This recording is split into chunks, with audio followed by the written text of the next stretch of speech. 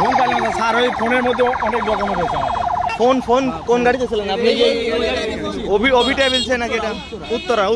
আজ দুপুর ৩টার দিকে পাবনা জেলার সাঁথিয়া উপজেলার পটিকরা গ্রামে ঘটে যায় এক মর্মান্তিক সড়ক দুর্ঘটনা। দুটি যানবাহনের মাঝে মুখোমুখি সংঘর্ষে কমপক্ষে ৮ থেকে ১০ জন আহত। তবে সৌভাগ্যবশত কোনো প্রাণহানির ঘটনা ঘটেনি। আহতদের মধ্যে কয়েকজনকে প্রাথমিক চিকিৎসার জন্য স্থানীয় স্বাস্থ্যকেন্দ্রে নেওয়া হয় এবং গুরুতর যারা আহত তাদেরকে পাবনা জেলা সরকারি হাসপাতালে পাঠানো হয়।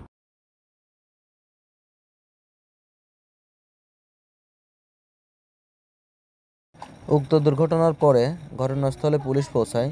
তারা দুটি যানবাহনকে জব্দ করে এবং তারা যানজট নিরসনে কাজ করতে থাকে। স্থানীয় একজন প্রত্যক্ষদর্শীর কণ্ঠে শোনা যায়, হঠাৎ করে দুইটি গাড়ি মুখোমুখি ধাক্কা খায়। কয়েকজন ছিটকে পড়ে এবং স্থানীয় কিছু লোক এসে তাদেরকে উদ্ধার করে। ফোন পাইলাম না স্যার, ওই ফোনের মধ্যে অনেক ডকুমেন্ট রয়েছে আমাদের। ভাইয়ের ফোন আছে না?